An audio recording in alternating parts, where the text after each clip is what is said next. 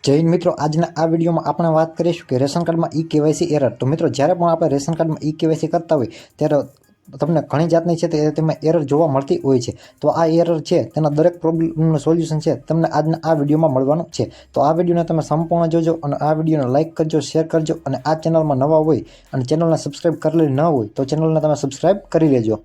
તો જોઈએ મિત્રો કે રેશન કાર્ડની એરર. તો મિત્રો, જ્યારે પણ તમે રેશન કાર્ડમાં ઈ કેવાયસી કરતા હોય અને ત્યારે તમારું ફોર્મ છે તે સબમિટ કરતા હોય, કેપ્ચર કરો તમારો ફોટો, ત્યારે તમને એક આવી એરર જોવા મળતી હોય છે કે biometric locked by Aadhaar holder. તો મિત્રો, આ એરર છે તે તમારું આધાર કાર્ડ છે તે લોક હોય એટલે આવી એરર આવતી હોય.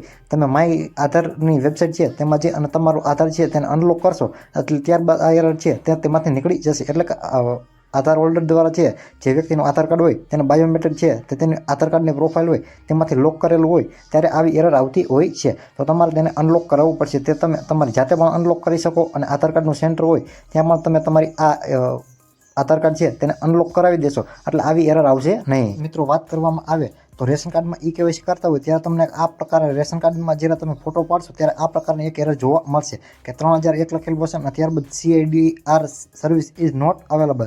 તો મિત્રો, આવી એરર છે તે નાના બાળકો અથવા તો વૃદ્ધ વ્યક્તિ હોય તેના ઈ કેવાયસી કરો ત્યારે આવી શકે, કારણ કે તેનો આધાર કાર્ડનો ડેટા છે તે બરોબર મેચ ન થાય તો આવી શકે. અને નાના બાળકો હોય તેનો બાયોમેટ્રિક ડેટા હોતા નથી, જેમ કે 1 થી 5 વર્ષના બાળકો હોય તેનો બાયોમેટ્રિક ડેટા મેચ ન થાય તો આવી એરર છે તે આવી શકે. માટે એ તમારે છે તે આમાં વધારે વખત પ્રયત્ન કરવાના રહેશે.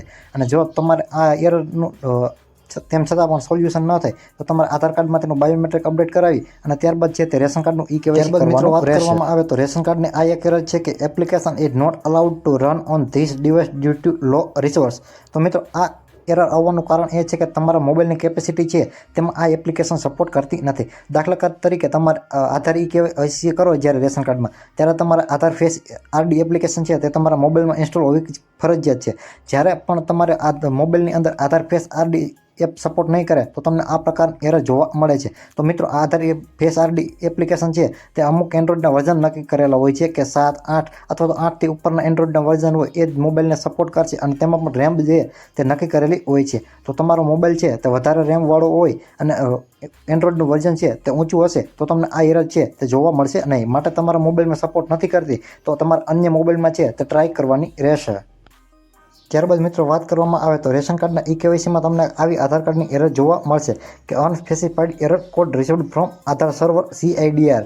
તો મિત્રો, જ્યારે પણ તમારો આધાર કાર્ડનો ડેટા છે તે મેચ નહીં થાય તો પણ તમને સર્વરના લીધે આવી એરર છે તે જોવા મળી શકે. તો આ એરરનું સોલ્યુશન એ છે કે તમારે વહેલી સવારે અથવા તો મોડી રાત્રે છે તે ટ્રાય કરવાનું રહેશે, કારણ કે દિવસભર સુધી છે તે બધા રેશન કાર્ડનું ઈ કેવાયસી કરતા હોય અથવા તો આધાર કાર્ડની અન્ય કામગીરી કરતા હોય તો ક્યારેક સર્વરના લીધે પણ આવી પ્રોબ્લેમ બનતી હોય છે. તો તમારે મોડી રાત્રે અથવા તો વહેલી સવારે તમે કરશો એટલે તમારું ઈ કેવાયસી છે તે સક્સેસફુલ થઈ જશે.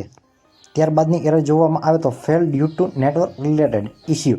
ત્યારે એ કેવાયસી તમે કરો ત્યારે આવી પણ તમને એરર છે તે જોવા મળશે. તો મિત્રો, આવી એરર આવવાનું કારણ એ છે કે તમારું છે તે નેટવર્કનું કનેક્શન છે તે ફેલ ગયું છે. એટલે કે તમે જે ફોટો કેપ્ચર કરવાની સમય મર્યાદા હોય તે તમે વટી ગયા છો અથવા તો તમારો નેટવર્કનો ઇસ્યુ હોય તો ત્યારે તમને આવી એરર છે તે આવતી હોય, અથવા તો તમારા જે એરિયામાં રહી અને તમે ઈ કેવાયસી કરી રહ્યા છો તે નેટવર્કની સ્પીડ ઓછી હોય તો પણ આવા ઇસ્યુ આવી શકે. માટે તમારે જ્યાં હાઈ સ્પીડથી ઇન્ટરનેટ આવતું હોય ત્યાં ઈ કેવાયસી કરવાનું રહેશે અને ચહેરો કેપ્ચર કરો બટન ઉપર ક્લિક કરો ત્યારબાદ તમારે ફટાફટ છે તે તેનો ચહેરો છે તે સક્સેસફુલી છે તે કેપ્ચર કરી લેવાનો રહેશે. એટલે આવો ઇસ્યુ છે તે તમને આવશે નહીં. અને ત્યારબાદની મિત્રો એરરની વાત કરવામાં આવે તો રેશન કાર્ડમાં હાલ આ એરર છે તે સૌથી વધારે જોવા મળી રહી છે કે connection error, check your internet. મિત્રો, તમારા મોબાઈલમાં ફૂલ નેટવર્ક આવવા છતાં પણ તમને છે તે આવી એરર બની શકે. તો મિત્રો, એક સાથે બધા યુઝરો હોય એક સાથે ઈ કેવાયસી કરતા હોય તો ક્યારેક સર્વરનો પણ પ્રોબ્લેમ હોઈ શકે. તો મિત્રો, આ એરર છે તે તમને ક્યારેક આવી રીતે પરેશાન થઈ શકો તો તમારે વહેલી સવારે અથવા તો મોડી રાત્રે ટ્રાય કરવાનું રહેશે, કારણ કે એક સર્વર ઉપર એક સાથે દરેક યુઝર કરવા માંડે તો સર્વર છે તે ક્રેશ થઈ શકે અને ક્યારેક તમારું ઇન્ટરનેટનું કનેક્શન હોય તે પણ લો હોઈ શકે તો તમારું ઈ કેવાયસી થશે નહીં. આવા કેસમાં તમારે છે તો થોડો સમય પછી તે ઈ કેવાયસી કરશો તો થઈ શકશે. અને જો તેમ છતાં પણ તમને આ એરર જોવા મળે તો તમે માય રેશન એપ્લિકેશનમાં ગ્રીવિયન્સ છે તેમાં હેલ્પ ડેસ્કમાં છે તેમાં તમે તમારી ફરિયાદ છે તો નોંધાવી અને ત્યારબાદ તમારા આ સમસ્યા છે તેનું નિવારણ કરી શકો છો. અને મિત્રો, જો તમને રેશન કાર્ડમાં અન્ય કોઈ ઈ કેવાયસી કરતી વખતે એરર આવતી હોય તો એમાં પણ તમે માય રેશન એપ્લિકેશનમાં ગ્રીવિયન્સ છે તેમાં તમારી ફીડબેક આપી શકો અથવા તો તેમાં તમે તો ફરિયાદ છે તે કરાવી શકો. તો મિત્રો, આવી જ રીતે તમે એન્જલ ઇન્ફોર્મેશન યુટ્યુબ ચેનલ ઉપર સરકારી યોજના, સરકારી ભરતી, જમીન record, Aadhaar card, Ayushman card, ચૂંટણી card, ration card, Shram card,